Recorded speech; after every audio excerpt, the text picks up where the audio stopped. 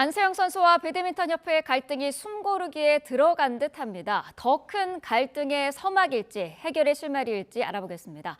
이종은 스포츠평론가와 함께하겠습니다. 어서 오십시오. 안녕하세요. 네.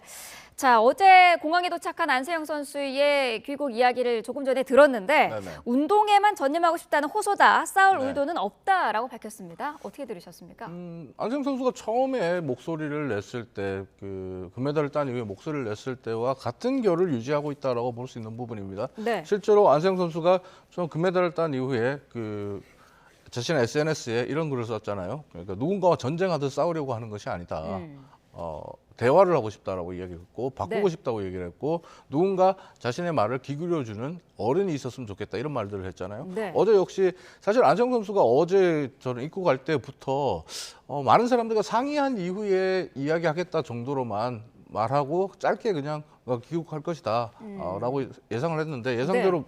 안세영 선수 그렇게 말을 했고요. 왜 그런 예상을 할 수밖에 없었냐면 안세영 선수는 지금 대한배드민턴협회와 싸우려고 하는 게 아니거든요. 네. 대한배드민턴협회가 그동안 계속 오랫동안 가져왔던 낡은 관행 그리고 낡은 제도들을 바꾸어 달라라고 호소하고 이야기하는 거거든요. 네. 그렇기 때문에 안세영 선수의 입장은 여전하다, 변함이 없다라고 생각이 됩니다. 네, 협회와 상의한 후에 이야기하겠다. 구체적인 얘기는 그 이후에 하겠다라고 했는데 대화의 여지는 열어둔 걸로 봐야겠죠. 일단 대화는 하겠죠. 일단 안세영 선수가 본인의 소속팀이라든지 아니면 부모님을 비롯한 지인들과 일단 어떤 이 이야기들에 대한 이 논쟁에 대한 이야기들을 정리한 이후에 네. 협회와 대화를 하고 대화를 해야만 어떤 그 문제점을 개선해 달라고 요구도 할 수 있는 부분이니까 네. 대화는 분명히 이어질 겁니다. 하지만 지금 현재의 그 상황을 봤을 때 협회가 조목 안세영 선수의 말을 반박하는 10페이지짜리 보도자료, 반박 보도자료죠 사실. 네. 반박문을 내놓은 이 상황 그리고 또 앞서 리포트에서 나왔습니다만은 내밀한 카톡 내용까지 선수와 감독 지도자 간의 대화까지 다 공개하면서 지금 이렇게 반박하고 있는 상황이라면 이제는 진실 공방을 넘어서 감정 싸움이 될 수 있는 부분이 있거든요. 이 감정 싸움이 되게 되면 사실상은 대화가 잘 이루어질 수 없게 되겠죠. 네. 그래서 대화가 쉽사리 잘 풀리고 해결되기는 좀 어렵지 않을까 이런 예상을 해봅니다.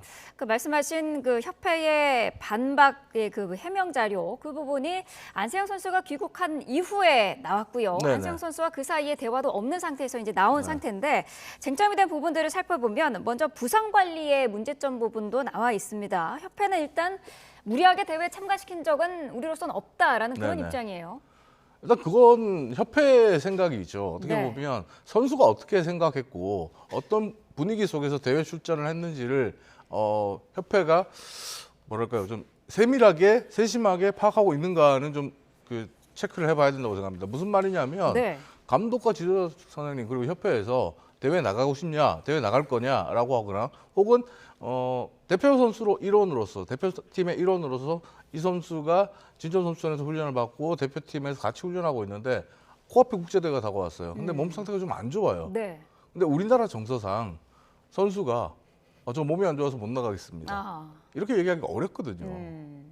그러면 선수가 자진해서 출전한 게 돼야 되는 겁니까? 그러니까 어떻게 보면 이런 부분들 저는 그렇게 생각합니다. 안세영 선수는 지금 대표팀과 협회에 서운함과 서름과 소외감을 느껴왔다고 얘기를 합니다. 네. 근데 대표팀과 협회는 그렇게 대한 적이 없다라고 합니다. 근데 한쪽은 서운함을 느꼈고 한쪽은 그렇게 대한 적이 없다라고 얘기를 한다면 서운한 감정을 느낀 당사자에게 먼저 왜 그런 감정을 느꼈는지를 대화하고 들어주고 이해하고 공감하는 작업이 우선돼야 된다고 보거든요. 네. 지금처럼 안세영 선수가 어제 오후 4시에 귀국하니까 협회장이 아침 7시에 급하게 귀국해서 네. 4시에 귀국해서 얘기하면 곧바로 우리가 반박 보도문 써야 되니까 시간이 없다. 이렇게 대응하는 건 저는 어른스러운 대응이라고 생각하지는 않습니다. 네.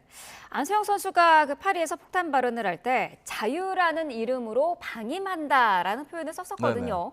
이 부분이 어떤 내용일까라는 게 상당히 저는 개인적으로 좀 궁금했었는데 바로 이 부분이었던 것 같아요. 선수가 어쨌든 자유의 의지로 대회에 출전할 수 있는 분위기를 네. 좀 만들어 간 것 같고 본인의 의지로 선수가 출전을 할 때 협회가 좀 더 정상적으로 그 운동을 할 수 있도록 도와줘야 되는 거 아닌가. 여기에 대한 섭섭함이 있는 것 같더라고요. 아, 그런 부분 분명히 존재합니다. 특히나 이제 그 국제 대회를 나가 보면 뭐 중국이라든지 인도네시아 같은 그 안세영 선수 레벨의 선수들 같은 경우에 개인 트레이너들을 대동하고 온다든지 뭐 2명, 3명의 자신의 팀을 대동하고 움직이는 경우가 많거든요. 네. 근데 우리는 대표팀이기 때문에 안세영 선수가 그렇게 움직이지 못해요. 대표팀의 일원일 뿐이죠. 네. 그렇게 움직이는데 문제는 이제 안세영 선수가 감정이 이제 올라올 수밖에 없는 과정은 본인은 부상을 참으면서까지 이렇게 하는데 대표팀에서는 나를 지원해주고 보호해주고 케어해주지 않는다는 느낌을 받는 거죠. 네. 그럼 사실 감정적으로 서운함이 생길 수 있고 서름이 생길 수 있는 거죠. 안 선수의 그 무릎 부상과 네. 관련한 오진 이 부분에 대해서는 좀 더 확인이 좀 필요해 보여요. 이 부분은 좀 더 뭐 협회 차원에서도 좀 더 그 조사를 해보겠다라고 얘기를 하고 있고 협회가 어제 이야기했던 부분은 이 안서영 선수의 첫 번째 오진 그리고 이 문제의 시발점이라고 얘기를 하는데 이 오진은 안세영 선수가 지정한 병원에서 한 거다라고 네. 해명했거든요. 근데 이게 해명으로 충분할까요? 누가 어떤 병원을 가서 그 오진을 했다라는 부분이 충분하다고 저는 생각하지 않습니다. 무슨 말이냐면 안세영 선수가 그 병원을 지정해서 가서 안세영 선수가 그 병원을 선택했으니까 안세영이 잘못한 거다. 협회는 잘못이 없다. 이게 아니라 네. 정확한 문제는 이거죠. 오진이 났을 때 오진의 여부를 떠나서 안세영 선수는 그 진단 결과와 상관없이 여전히 무릎이 아프다라고 호소를 했다는 거죠. 네. 그럼 무릎이 계속 아프고 나아지지 않는다면 왜 그러냐? 라고 이야기를 하고 다시 검진을 해보자라고 관리하는 것이 맞지. 야, 네가 정한 병원에 가서 진단 받았는데 2주면 낫는다며 5주만 쉬면 된다며 라고 말하는 건 옳지 않은 거죠. 네. 자, 올림픽 그 파리 현지에서 훈련에서 지금 발목 부상을 네네. 입은 적이 있는데 그거에 대한 은폐 의혹에 대해서도 협회가 해명을 했습니다. 협회는 일단 안 선수가 지명한 한의사를 서울에서 섭외해서 네. 파리로 이제 파견을 했고 거기에서 좀 어마어마한 돈이 들었고 전력 노출을 우려해서 보안을 유지했다 그런 입장이거든요. 네. 일단 이것도 그 서로 입장이 다른 것 같아요. 그러니까 협회 입장에서는 안세영 선수가 원하는 의사, 서울에 있는 그 한의사를 우리가 경비를 다 대서 보내주고 안세영 선수가 금메달을 딸 수 있도록 치료에 전념할 수 있도록 최선을 다해줬다.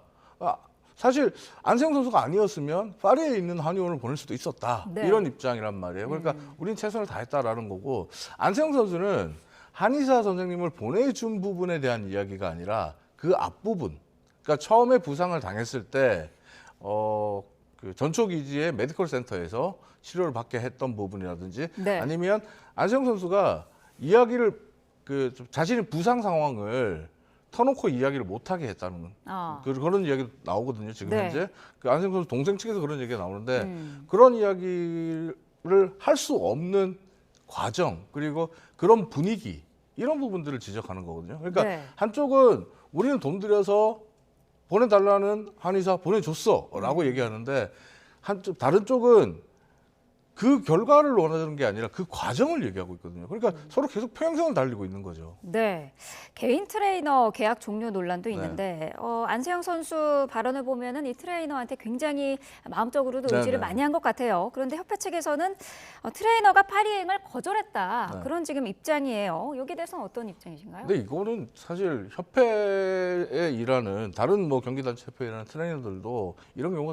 꽤 많아요. 네. 그런데 대부분은 이제 지금 대한배드민턴협회처럼 트레이너가 안세영 선수와 파리를 같이 가는 거, 동행하는 걸 거부했다. 계약 연장을 거부했다라고 얘기를 하고 있는데 그게 팩트겠죠. 사실적으로 보면. 근데 좀 들여다봐야 될 부분이 하나 있습니다. 네. 무슨 말이냐면 한수정 트레이너가 안세영 선수를 케어하는 과정에서 안세영 선수의 표현에 의하면 어떻게 보면 혼자만 자신을 챙겨주다시피 했다. 많이 의지했다라고 얘기했잖아요. 네. 그러면 이 한수영 트레이너 입장에서는 그동안 협회와의 관계에서 안세영 선수 못지않게 좀 쌓인 게 있을 수 있어요.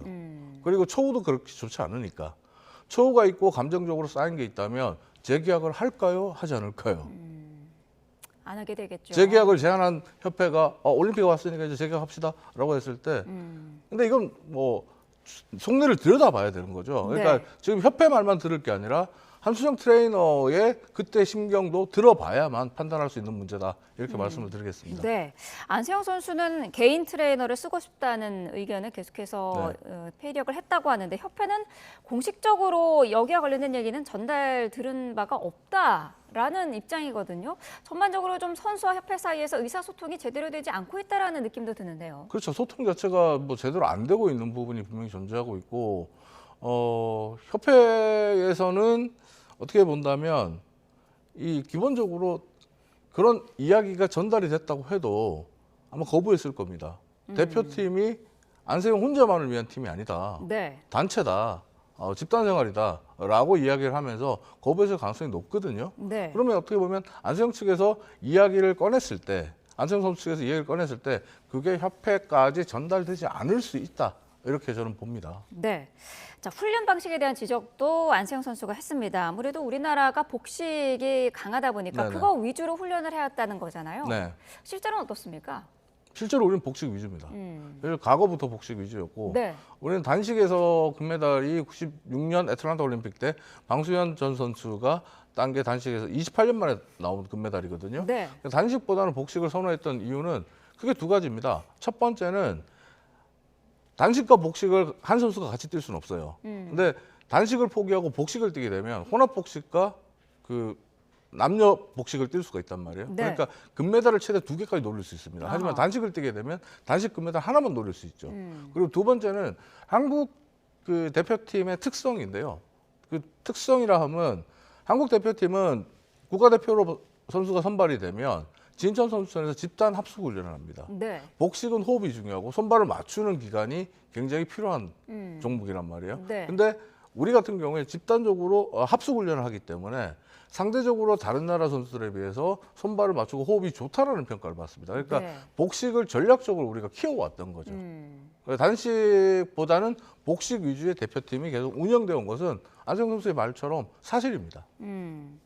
자, 안세영 선수가 이러저런 이유를 들어서 어쨌든 결과적으로는 대표팀을 떠나서 개인 자격으로 출전하고 싶다라는 의사를 네. 파리 현지에서는 밝히기도 했는데 이 부분은 사실 규정이 바뀌어야 가능한 거 아닙니까?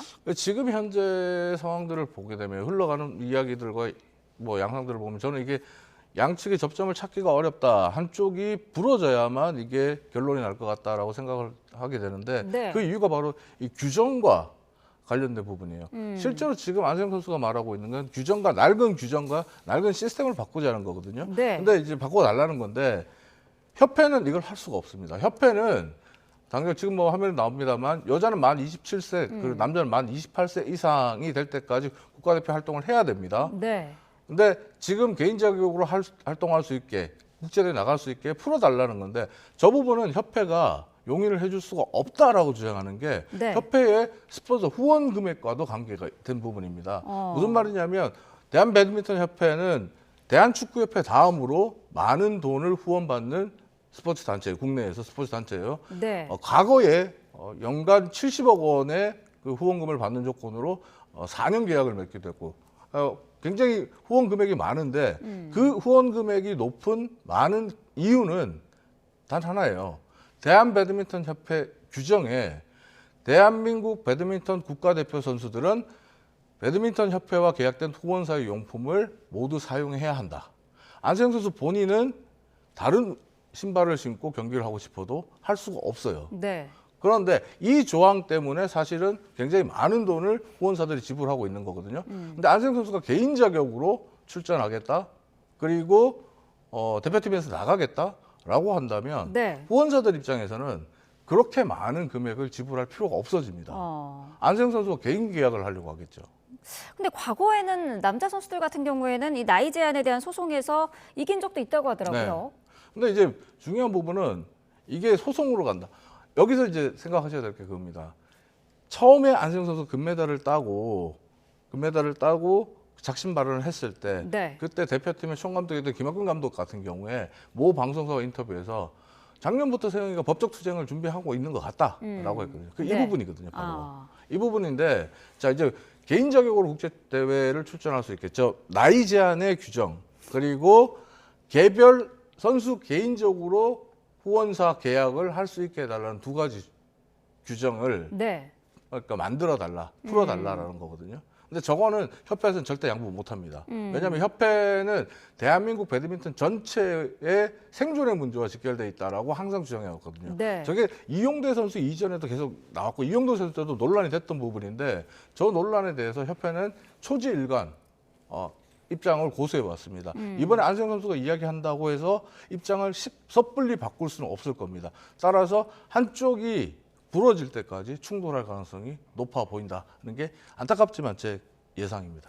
협회는 말씀하신 것처럼 물러설 생각은 없는 것 같고 대한체육회 같은 경우에는 앞서서도 저희가 기사로도 전해드렸습니다마는 제도나 시스템에 문제가 있다면 규정도 개정하겠다 이렇게 네. 좀 열어둔 상태거든요. 네. 가능성이 있을까요? 일단 대한체육회의 조사를 지켜봐야 되는 부분인데 지금 근데 조사가 좀 이상한 게 배드민턴 협회도 진상조사위원회를 꾸리고 네. 대한체육회도 진상조사위원회를 꾸리고 그리고 문체부도 지금 들여다보겠다고 얘기했잖아요. 네. 그러니까 지금 여러 군데에서 지금 들여다보겠다고 하는데 상급단체 한 곳에서 집중적으로 조사하는 게 오히려 조사의 실효성이라든지 선수 보호 차원에서 좀 도움이 되지 않을까 하는 생각은 좀 듭니다. 네. 그리고 지금 제가 볼 때 이 배드민턴 협회 조사 차원에서 그리고 대한체육회 조사 차원에서는 내규가 변할 가능성, 규정이 변할 가능성은 거의 없어 보입니다. 네. 자, 안세영 선수의 폭탄 발언으로 지금 양궁협회가 네. 계속 비교 대상이 되고 있는데 안세영 선수도 한국의 양궁이 부럽다라고 할 정도였는데 어느 정도 차이가 나는 건가요? 어떤 점이 다른 건가요? 일단 가장 큰 거는 이겁니다. 배드민턴 협회와 양궁협회의 가장 큰 차이는 국가대표 선수 선발 과정이에요. 선발 과정에서 양궁 대표팀은 다른 거 보지 않습니다. 오로지 선발전 성적만 가지고 선택을 합니다. 네. 그래서 선수를 선발합니다. 하지만 배드민턴 협회는 선수의 선발전을 치르지만 선발전 이외의 점수가 많아요. 그리고 이외의 명분이 있어요. 세대 교체가 필요하다든지 아니면 국제대회, 올림픽 같은 큰 무대 경험이 있는 선수가 필요하다든지 이번에 선발전에서 성적이 나빴지만 이 선수가 그래도 예전에 해준 게 있는데 네. 이런 식의 이제 선발이 가능해요. 그게 과거에 선발전 점수 50%, 면접이 아니라 심사 점수 50%. 국가대표 선수를 뽑는데 실력이 아닌 심사위원 심사 점수 50%라는 말도 안 되는 규정을 만들어서 논란이 되기도 했었을 정도로 이런 시스템적인 부분에 문제가 있고 또 하나는 지원과 관리예요. 선수 지원과 관리라고 볼 수 있는데 양궁협회 같은 경우에서는 물론 현대차 그룹의 든든한 지원 그리고 후원사가 있기 때문에 가능하겠지만 양궁 같은 경우는 선수들이 세계 최강이잖아요. 네. 세계 최강의 선수들과 겨룰 수 있는 훈련 파트너를 찾기가 어려우니까 아예 슈팅 로봇을 만들어 버립니다. 그 슈팅 로봇 평균 9.65점을 쏠 수 있는 슈팅 로봇을 만들어서 네. 선수들과 매일 훈련 파트너로 시합을 붙입니다. 하지만 안세영 선수 같은 경우는 단식 선수로서 훈련 파트너를 제대로 만나기도 힘든 상황이에요. 그런 비교를 한다면 굉장히 큰 차이가 있겠죠. 게다가 소소한 것까지 본다면 양궁 대표팀은 지금까지 국제대회 나가면 만약에 현지에서 선수촌이라든지 아니면 현지 음식이라든지 이런 게 불편함이 있으면 네. 협회 차원에서 모든 걸 다 지원을 해줬어요. 그리고 바꿔줬어요. 네. 근데 다른 협회들은 더뎌요. 그러면 다른 선수들이 볼 때는 양궁 선수들 부럽다. 그러니까 숙소가 너무 문제가 있다, 낙후돼 있고 문제가 있다 그러면 양궁 협회는 시내에 있는 호텔을 잡아주거든요. 네. 거기서 숙소 생활을 하게 해요. 그리고 음식에 문제가 있다 그러면 도시락을 만들어서 공수를 자체적으로 해줍니다.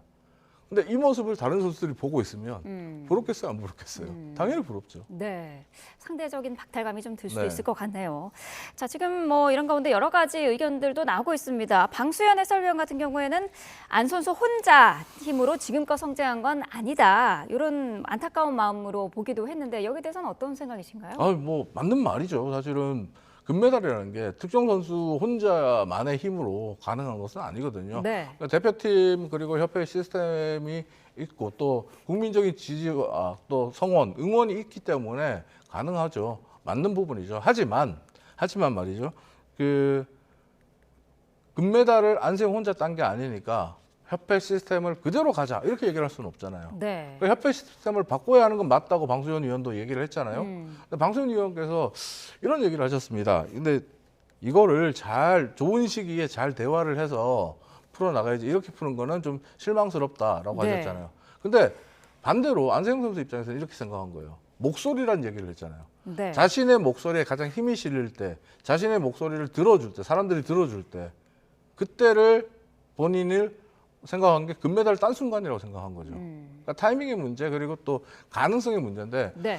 안세영 선수는 방수현 위원께서 말씀하셨던 것과는 좀 다르게 생각한 것 같아요. 협회 시스템을 바꿔야 하는 건 맞는데 협회 시스템을 바꾸어 달라고 얘기하려면 지금 이 순간밖에 없다고 생각한 거고 방수현 해설위원은 천천히 얘기해도 될 것을라고 한 거죠. 그 네. 차이라고 봅니다. 네.